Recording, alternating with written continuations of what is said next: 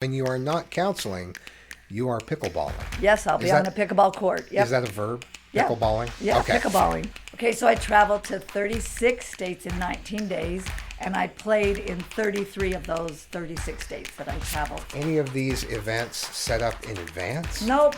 I would just show up randomly. You showed up.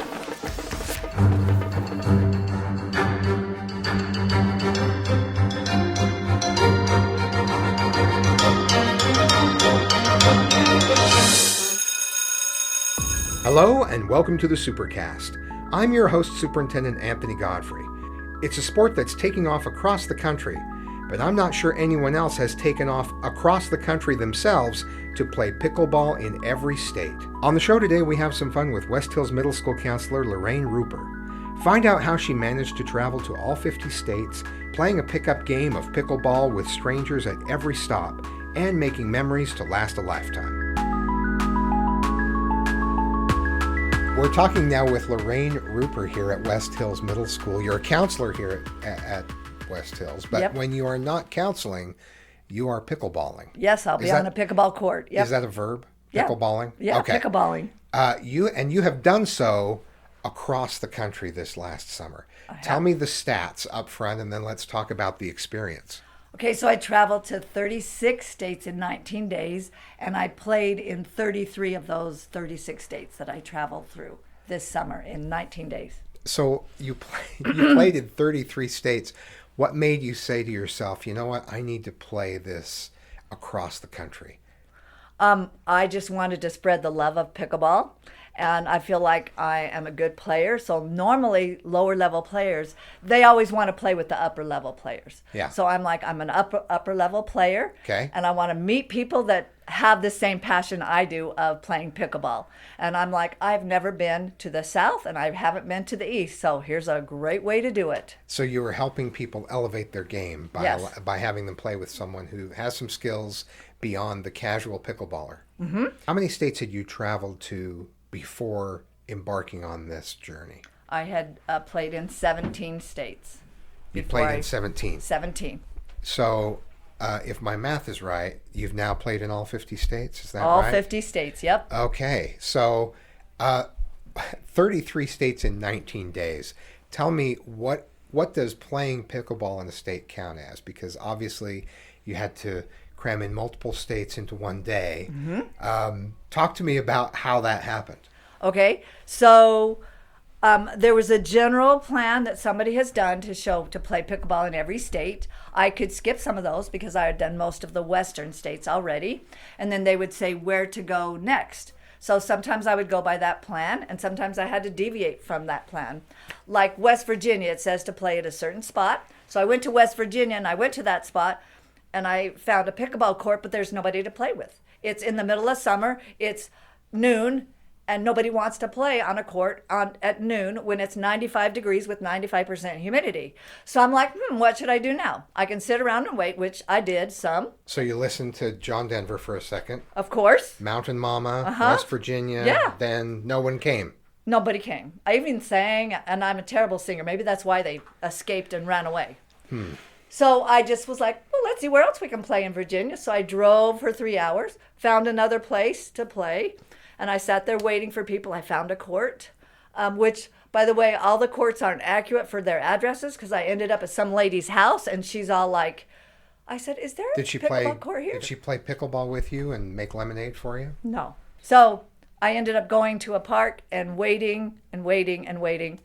Probably like an hour, and then a couple came back from a little trip, and then there was two couples. One went to the truck, and then I bravely went over to the other one and said, would you please play pickleball with me? And they're like, what's pickleball?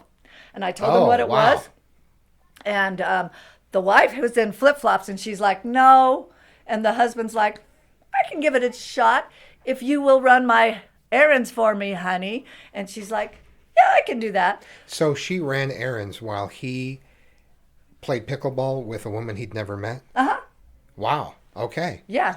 So we went over there and we played skinny singles on the court, and it was super fun, and he was really good. He said, I played tennis in high school. And I was like, tennis players make good pickleball players.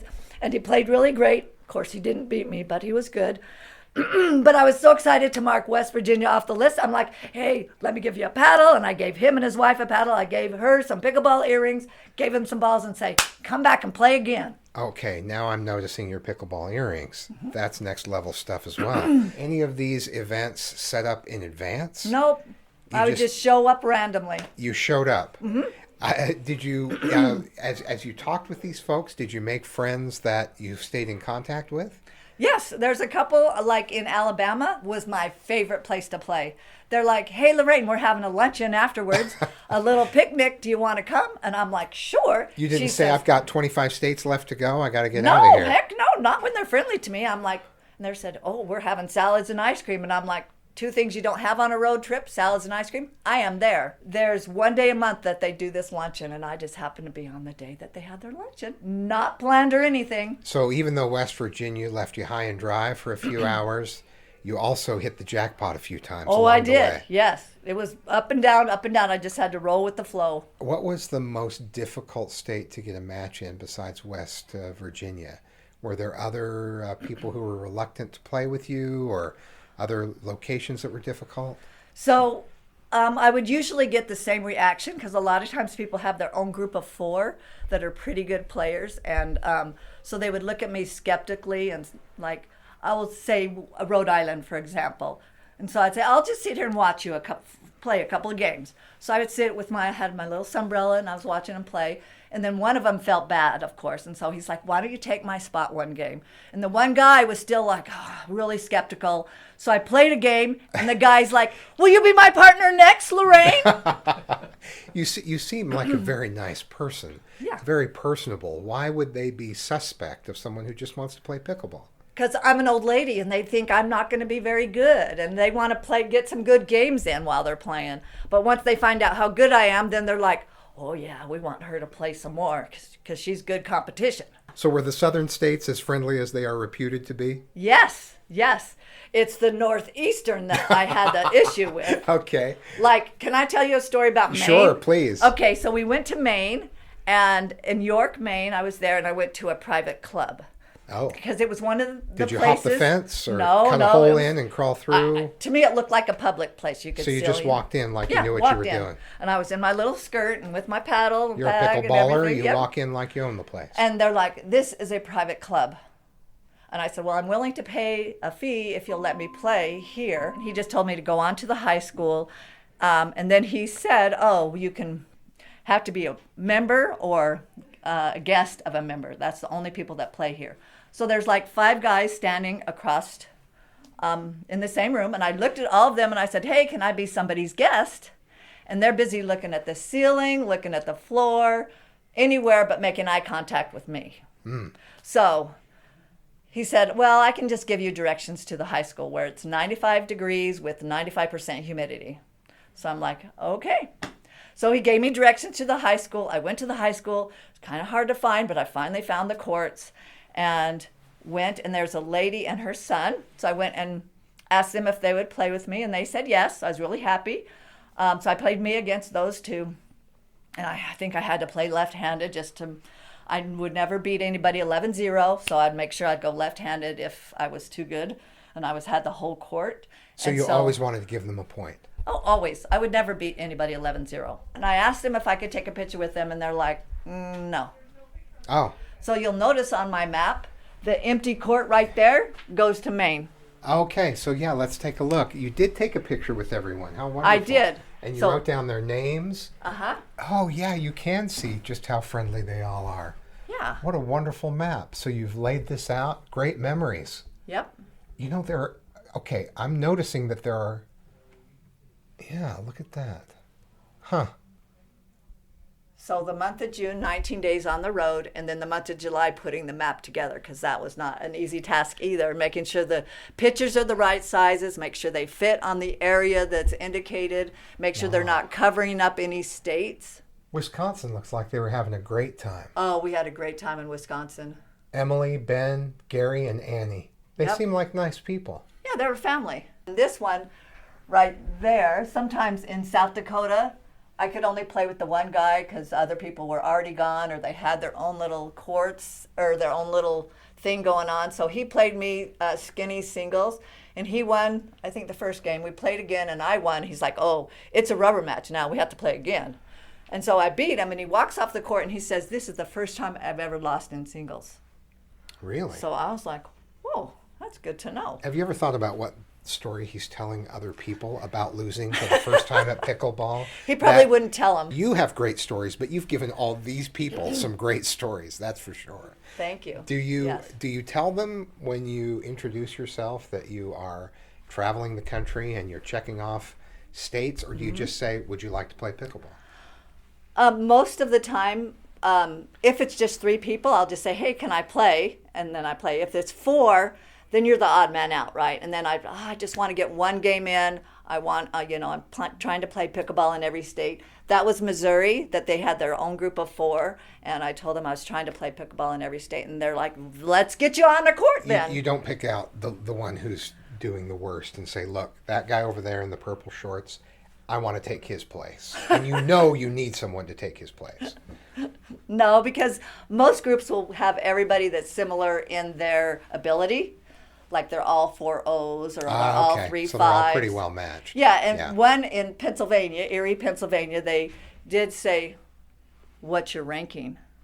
So they wanted to know my ranking before I told them. What is your ranking? Right now it's 4.6 something, but I've been as high as 5.0. When you say 4.6, does that get their attention and make them want to play? Oh, well, at the time I was a 4.8, and they're like, you can be my partner. And then they pulled me over because they're mostly so that 4 helps. O's. Yeah. That's good. Yeah. That's good. And did you ever get sick of pickleball? No. But I did want to leave in Vermont. Vermont was a challenge. I was like, if home We was don't an have a lot hour of away, listeners in Vermont, so go ahead. Okay. Lay it down. While I was in Vermont, I was just like, if home was an hour away, I would go home.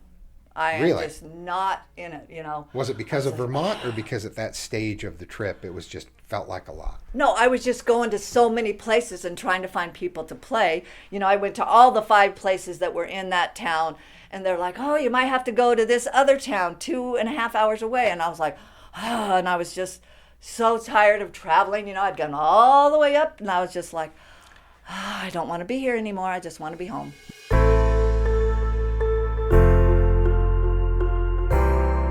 Stay with us when we come back. More tales of travel from our counselor with a passion for pickleball.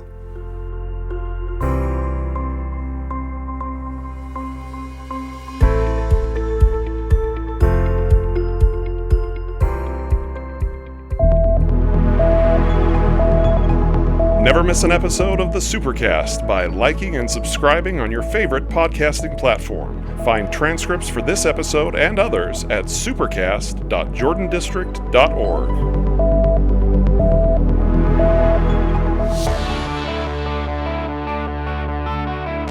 Hello, I'm Sandy Reescraft, Director of Communications for Jordan School District, and we want to invite you to connect with us. So many exciting things are happening in your child's school, your neighbor's school, in every school here every day. Don't miss out on following the fun or simply staying informed when there's important information we need to share. Join us at jordandistrict.org or follow us on Facebook, Twitter, and Instagram at Jordan District. We can't wait to connect. Now, I'm told that you have a pickleball drawer in your office. Yep. You have lots of drawers in your office. Can you tell me which one and You what's wanna going open on that in one? there? Sure. Let's open her up. Oh, my heavens. Well, that's that is a heavy even box. lift it, huh? Wow. That is, it's heavier than a tennis racket.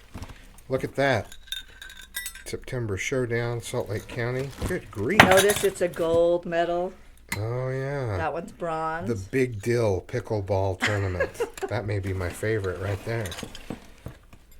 Oh, wow. How long have you been playing pickleball to earn all of these awards? About 10 years.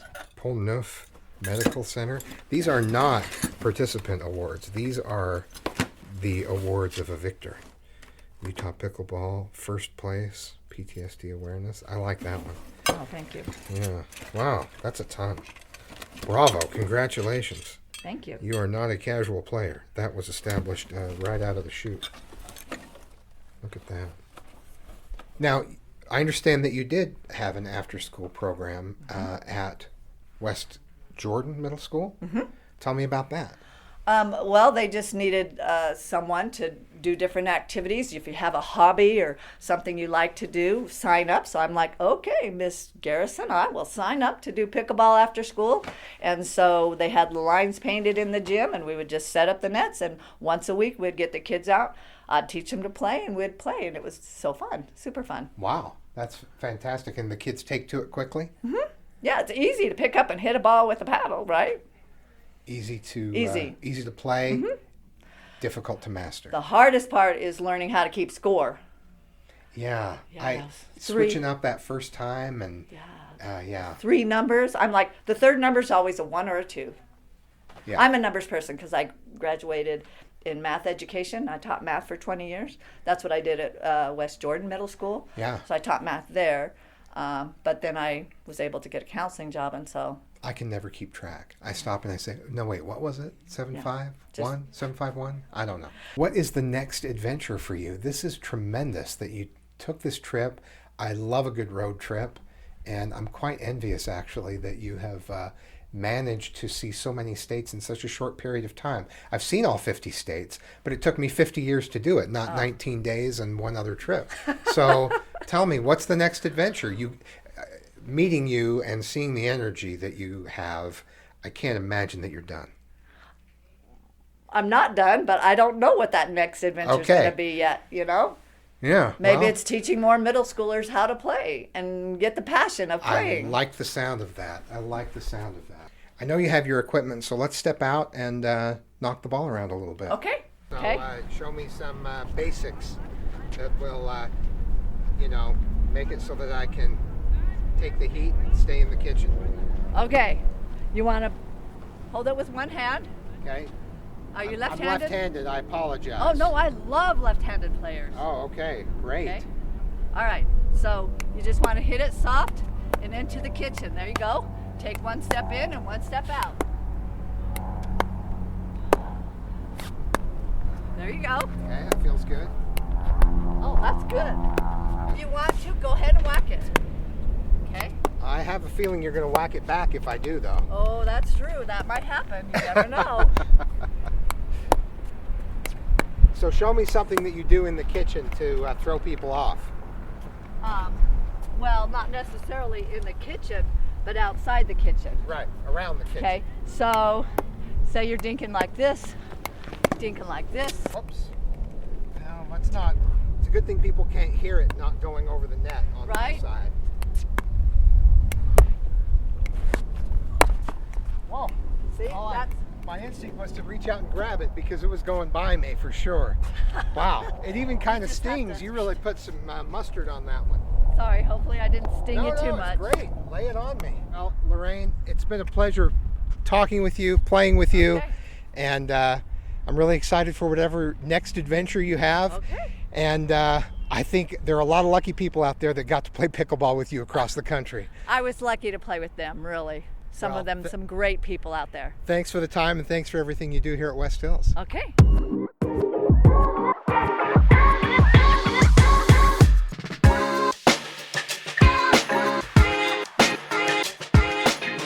Thanks for joining us on another episode of the Supercast. Remember, education is the most important thing you will do today. We'll see you out there.